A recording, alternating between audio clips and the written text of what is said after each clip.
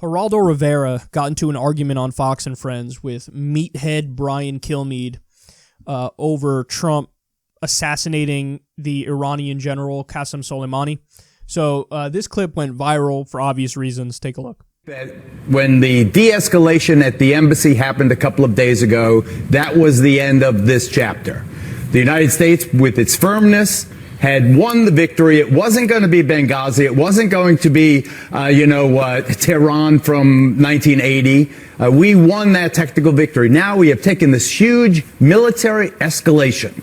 Now I fear the worst. You're going to see the U.S. markets go crazy today. You're going to see the price of oil spiking today. This is a very, very big deal. And I don't know if you heard, but this isn't about his resume of blood and death. It is about what was next. We stopped the next attack. It was preemptive. That's what I think you're missing. According to the Secretary of State. So we should allow the next attack? By what credible source Okay. can you predict what the next Iranian move would be? The Secretary of State and American intelligence provided that material. Yeah, they've been excellent. They've been excellent. The U.S. Intelligence has been excellent since 2003 when we invaded Iraq, disrupted the entire region for no real reason.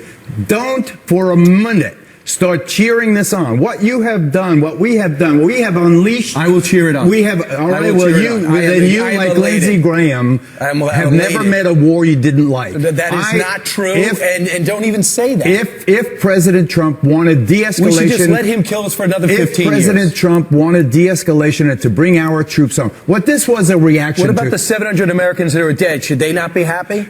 Because of him? What about the tens of thousands of Iraqis who have died since 2003?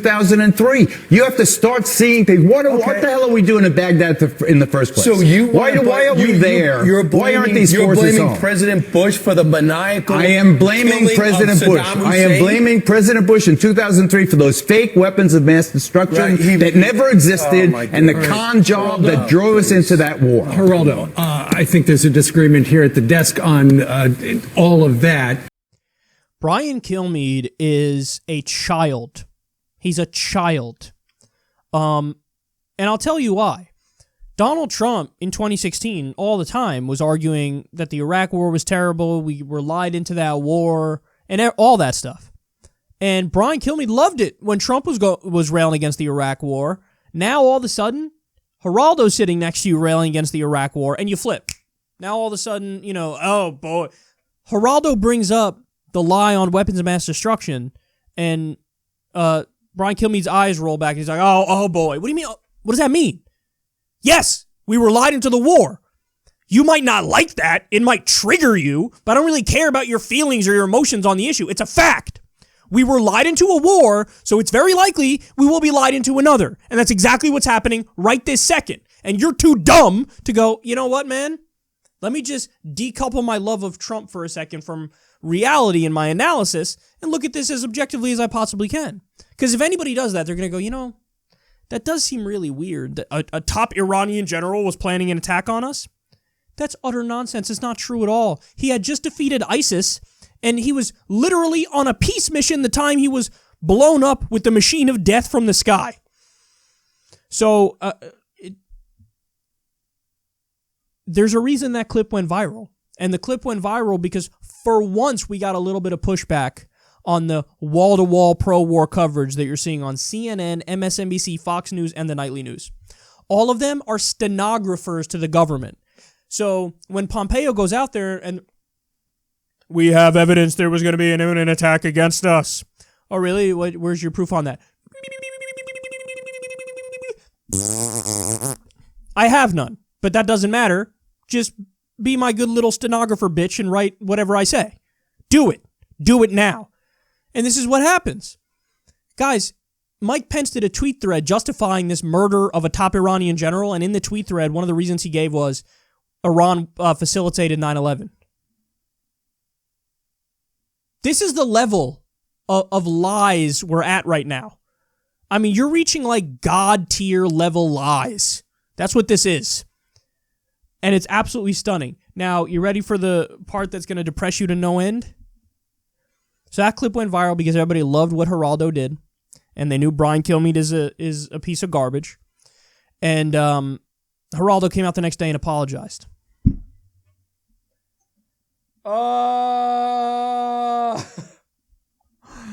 I'll say it again. That's why this show is popular. That's why this show is popular. I don't care if the intelligence agencies leak X, Y, or Z. They leak self-serving stuff all the time. They lied us into previous wars. They're lying us into one now. And instead of the default position in mainstream media being, we have to be skeptical of this, they've gone in the exact wrong direction. And they believe it at face value. They think it makes them more patriotic to just fall in line and believe it. Mainstream media, most of the time, they're super tough on Trump. Obviously, Fox News is a different story. But most of the time, mainstream media is super tough on Trump, except now. Now they're not. Now they're like, oh, yeah, war with Iran, of course. Here's the reality, guys. And anybody who's followed this closely will know this and will tell you this. We overthrew the Iranian government in 1953 because their democratically elected leader, Mohammad Mossadegh, was going to nationalize the oil and give the profits to the Iranian people.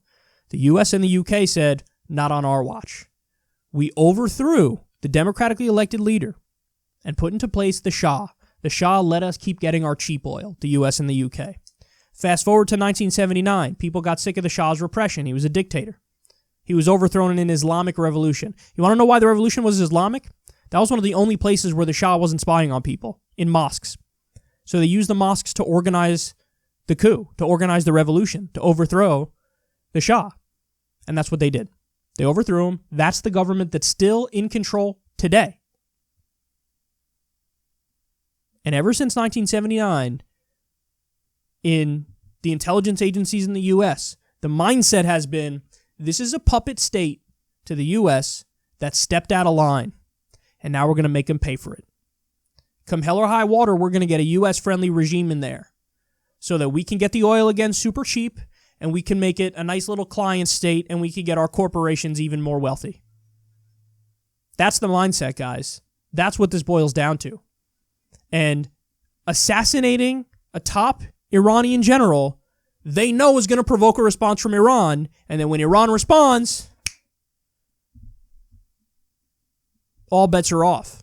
Then Trump goes 1,000 miles an hour, and we might even do a ground invasion, have a war, and they're trying to get their wish of overthrowing that regime, doing a regime change. Now, this is not me defending the Iranian government. Oh, they're viciously oppressive to their people. There's no doubt about it. But what I am saying is, it's not the business of the U.S. to overthrow their government. But this is what we do. We arrogantly think we run the world. We get to do whatever the hell we want. We'll overthrow whoever the hell we want. This is the same thing we were trying to put Juan Guaido in Venezuela. I don't care if you like or dislike Maduro. That's irrelevant. We don't get to pick the leader of Venezuela. You're going to put Juan Guaido in there. He wasn't voted for. Bolivia, the coup of Bolivia, Evo Morales kicked out of there. And these are all U.S.-backed leaders. We did a generation of puppet governments in Central and South America. That's what we did. And what we want more than anything else is an Iranian government that's a puppet to the U.S. yet again. And that's what this really comes down to. That's why since 1979, they've been itching to overthrow the government in Iran. Don't take my word for it, man. General Wesley Clark spoke about this openly. They had a detailed plan where they said, here are the governments that we plan on overthrowing. And they come up with the cockamamie rationales after the fact. They ain't no threat to us. But when you just murdered their top general who just defeated ISIS and was on a peace mission, well, now they have to do something in response. So I hope you guys are happy. And the media is going to be wall-to-wall pro-war coverage. And unfortunately, you guys have to come to YouTube to get a little bit of sanity back.